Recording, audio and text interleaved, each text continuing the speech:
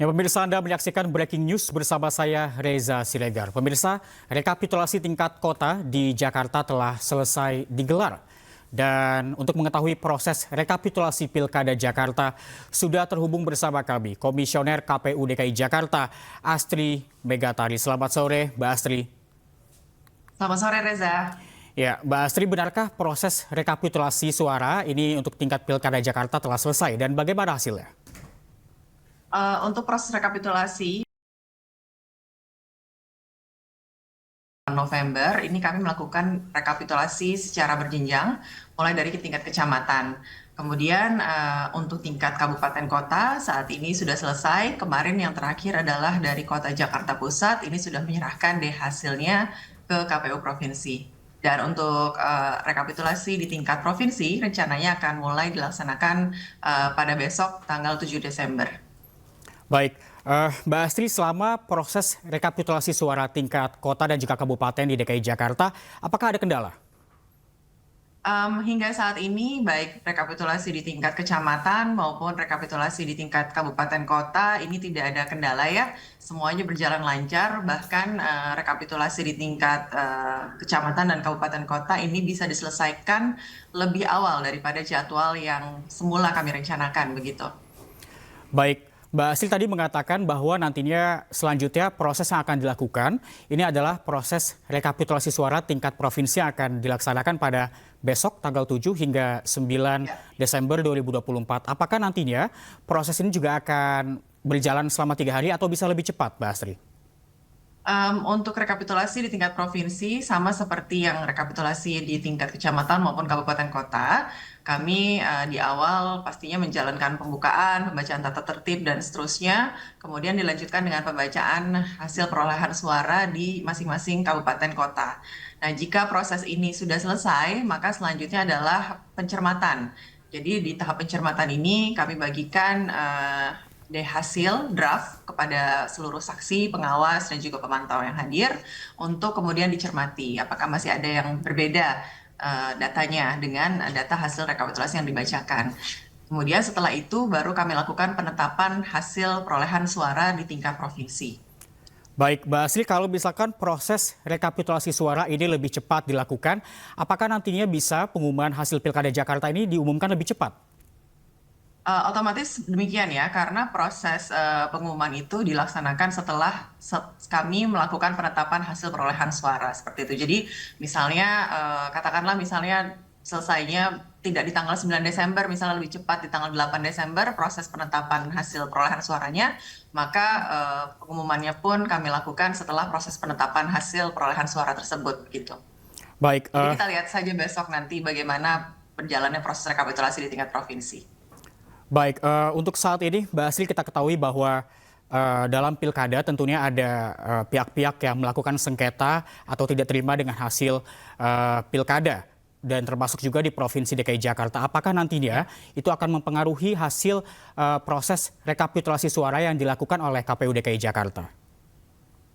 Jadi besok setelah proses rekapitulasi ini kemudian dilakukan proses penetapan hasil perolehan suara. Setelah itu akan ada waktu sebanyak 3 kali 24 jam bagi yang ingin mengajukan sengketa hasil pemilihan dari Gubernur dan Wakil Gubernur DKI Jakarta. Lalu jika memang tidak ada sengketa yang diajukan, maka penetapan gubernur dan wakil gubernur terpilih ini dilakukan paling lama 3 hari setelah MK secara resmi memberitahukan permohonan yang terregistrasi dalam buku registrasi perkara konstitusi kepada KPU. Namun jika ada perselisihan atau permohonan sengketa seperti itu, paling lama 3 hari setelah MK secara resmi setelah salinan penetapan putusan dismisal atau putusan MK ini diterima oleh KPU. Jadi ada 2 kondisi untuk penetapan pasangan calon terpilih seperti itu. Baik, Mbak Astri, kami ingin mengkonfirmasi kembali dari hasil rekapitulasi suara di tingkat kota dan juga kabupaten di DKI Jakarta. Ini siapa Mbak yang unggul? Untuk hasil perolehan suara di tingkat kabupaten kota, ini masyarakat sudah bisa melihat ya di pilkada2024.kpu.go.id. Ini seluruh hasilnya sudah kami upload semua di sana. di tingkat kabupaten kota di seluruh kota dan kabupaten. Jadi keenam-enamnya sudah kami upload, masyarakat bisa melihat sendiri berapa hasil perolehan suara dari ketiga pasangan calon gubernur dan wakil gubernur di DKI Jakarta. Baik, Mbak Asri, kami ingin mengkonfirmasi juga bahwa tadi dikatakan proses penghitungan suara ini dilakukan lebih cepat dibandingkan jadwal yang telah ditetapkan. Apakah kemudian ada teknologi yang digunakan sehingga proses penghitungan suara ini dapat dilakukan secara lebih cepat?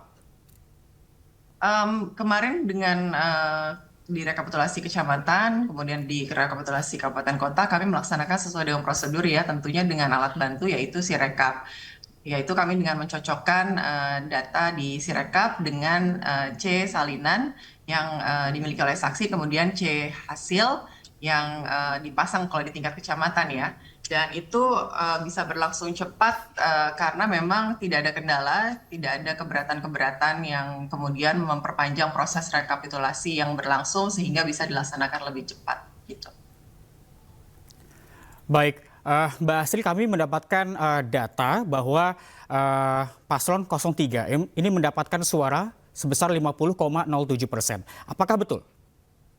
Kalau untuk persentasinya kami belum menghitung ya. Yang pasti kami sudah menerima seluruh hasil perolehan suara dari masing-masing kabupaten kota. Jadi mungkin secara mandiri masyarakat ini bisa menghitung ya berapa besar perolehan suara dari masing-masing paslon seperti itu. Baik, Mbak Asri, untuk sebagai tambahan informasi juga kepada masyarakat, jika nantinya ada salah satu paslon yang memiliki suara atau meraih suara lebih dari 50%, apakah itu artinya akan berjalan satu putaran?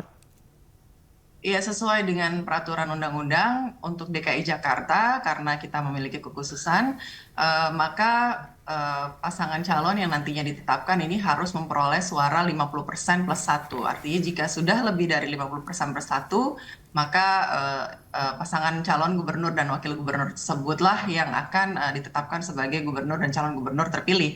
Namun jika belum ada pasangan calon yang memperoleh perolehan suara sah sebanyak 50% plus 1, maka dapat dimungkinkan terjadinya putaran kedua seperti itu. Baik, Mbak Astri tadi dikatakan bahwa ada sejumlah sengketa dalam hasil Pilkada Jakarta ini. Dan apakah nantinya ada langkah mitigasi yang dilakukan oleh KPU DKI Jakarta untuk menghindari potensi konflik? Tentunya kami selama proses berlangsung sepanjang tahapan pilkada, semuanya kami laksanakan sesuai dengan prosedur dan aturan yang berlaku ya, sehingga memperkecil ruang-ruang untuk terjadinya pelanggaran ataupun mungkin nanti sengketa. Namun hal ini tentu saja kita lihat nanti di dinamika di pleno rekapitulasi tingkat provinsi karena baru akan dilaksanakan besok. Baik, Mbak Astri, apakah kemudian ada proses pemungutan suara ulang yang dilakukan di sejumlah kecamatan di Jakarta? Sejauh ini kami belum menerima rekomendasi dari Bawaslu terkait dengan PSU, Mas. Jadi belum ada. Baik, dan tadi dikatakan bahwa proses rekapitulasi dari Pilkada Jakarta untuk tingkat kota kabupaten ini sudah selesai dilakukan. Apakah nantinya saat proses rekapitulasi suara di tingkat provinsi akan diumumkan, para paslon baik 01, 02 dan juga 03 ini akan diundang? Yang pasti pada saat pengumuman ini yang kami undang adalah para saksi ya. Saksi kemudian dari Bawaslu, lalu juga para pemantau seperti itu. Jadi pengumuman ini sendiri sifatnya kan bisa misalnya lewat laman, lewat website kami, kemudian atau di tempat-tempat yang mudah dilihat oleh masyarakat. Bisa juga nanti kami umumkan di media sosial kami seperti itu. Baik, Mbak Astri, kami ingin mengkonfirmasi kembali, mengapa Jakarta Pusat ini menjadi kota terakhir yang dihitung suaranya? Ini tergantung dari progres di masing-masing wilayah. Jadi untuk kecamatan dan kabupaten kota ini memang progresnya berbeda-beda di masing-masing wilayah. Tergantung misalnya jumlah kecamatan di dalam satu kota atau kabupaten tersebut. Kebetulan Kepulauan Seribu adalah wilayah dengan jumlah kecamatan yang paling sedikit ya, yaitu 2 kecamatan sehingga bisa melakukan rekapitulasi yang paling awal, yaitu di tanggal 1 Desember. Nah, untuk wilayah yang lain, memang ini kami bergantung dari progres di masing-masing wilayah, sehingga mungkin ketika pelaksanaannya tidak dapat serentak dilakukan bersamaan, namun yang pasti ini masih sesuai dengan jadwal, bahkan semuanya ke 6 wilayah tersebut itu dapat melaksanakan rekapitulasi lebih cepat daripada jadwal yang kami rencanakan sebelumnya, begitu. Baik, Mbak Astri, kita ketahui bahwa ada potensi kecurangan dalam proses rekapitulasi suara dan kemudian apa langkah yang diambil untuk mencegah potensi tersebut, Mbak Astri? Yang pasti kami melaksanakan proses rekapitulasi suara ini dengan seterbuka mungkin, setransparan mungkin. Kami juga mengundang di dalam rekapitulasi ada saksi, kemudian juga ada Bawaslu, ada juga pemantau, ada juga media yang nanti kami undang. Lalu masyarakat yang ingin menyaksikan juga bisa menyaksikan lewat live streaming yang akan kami sediakan linknya nanti melalui media sosial kami di akun YouTube ataupun akun media sosial yang lain sehingga masyarakat luas bisa mengawasi jalannya proses rekapitulasi dari awal sampai akhir. Jadi ini untuk komitmen kami untuk aksi dan mobilitas dalam proses rekapitulasi baik di tingkat kabupaten kota maupun tingkat provinsi.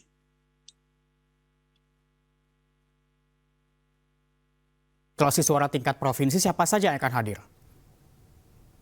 Maaf, bisa diulangi pertanyaannya tadi agak terputus. Ya, dalam proses rekapitulasi suara yang akan dilakukan besok untuk tingkat provinsi, dalam rapat siapa saja akan hadir? Dalam rapat pleno pesertanya yang pasti adalah dari KPU Provinsi DKI Jakarta, kemudian juga dari Bawaslu Provinsi DKI Jakarta, para saksi dari pasangan calon, lalu pemantau pemilu, lalu juga nanti kami akan mengundang teman-teman media juga, gitu. Nah, untuk masyarakat bisa menyaksikan langsung melalui proses live streaming. Baik, Mbak Astri, kemudian boleh diberitahukan kepada kami seberapa besar partisipasi masyarakat dalam Pilkada Jakarta tahun 2024?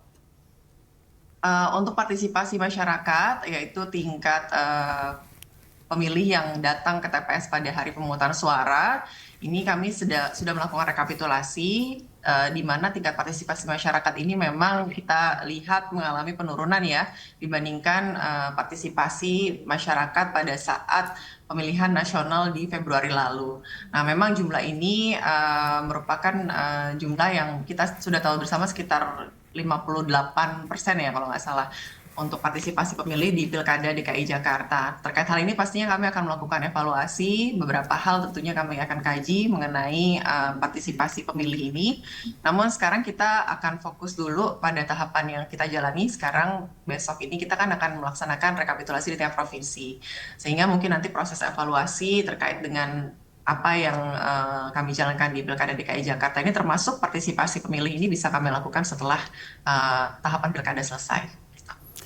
Baik, terima kasih Mbak Astri Megatari, Komisioner KPU DKI Jakarta telah bergabung bersama kami. Terima kasih, selamat sore. Selamat sore. Nah, pemirsa, hasil rekapitulasi Pilkada Jakarta telah selesai digelar. Hasilnya pasangan calon gubernur dan wakil gubernur Jakarta nomor urut 3 unggul dengan 50,07% suara.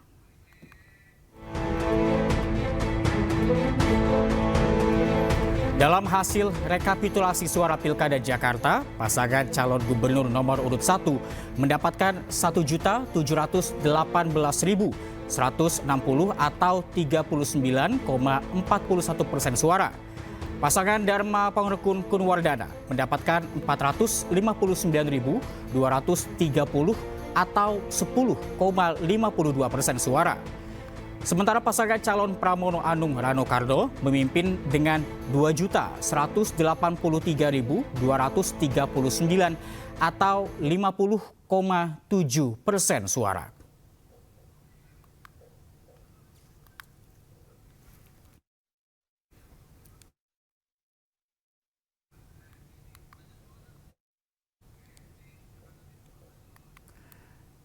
Ya pemirsa, hasil penghitungan suara tingkat kabupaten di sejumlah wilayah ini di Jakarta telah selesai dan untuk di Jakarta Timur, pasangan Pramono Rano unggul dengan 635.170 suara.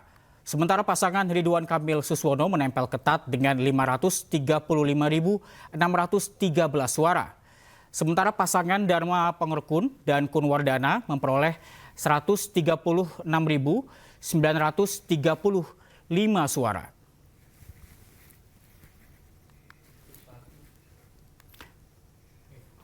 Sementara di Jakarta Barat, pasangan Pramono Rano kembali unggul ataupun kembali mengungguli lawan-lawannya dengan 500.738 suara. Paslon nomor urut 1 Ridwan Kamil Suswono menempel ketat dengan 386.880 suara. Sementara pasangan Dharma Pengerkun Kunwardana memperoleh suara 109.457 suara.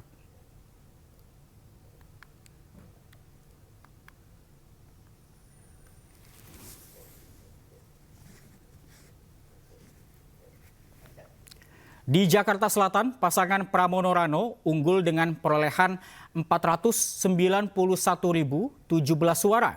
Kemudian disusul Ridwan Kamil Suswono 375.391 suara dan Dharma Pengerkun Kunwardana 90.294. Untuk Jakarta Utara, Pramono Anung Rano Karno memperoleh 328.486 suara. Ridwan Kamil Suswono 261.463 suara dan Dharma Pengerkun Kunwardana 77.026 suara.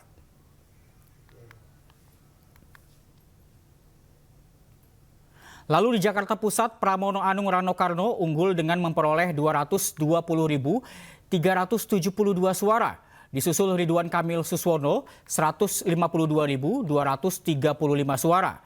Lalu Dharma Pengerkun Kunwardana 44.865 suara.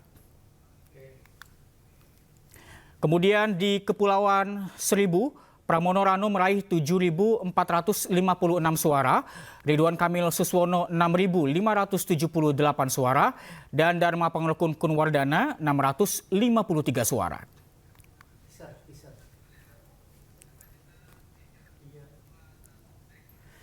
Ya, pemirsa, Breaking News akan segera kembali, tetaplah bersama kami.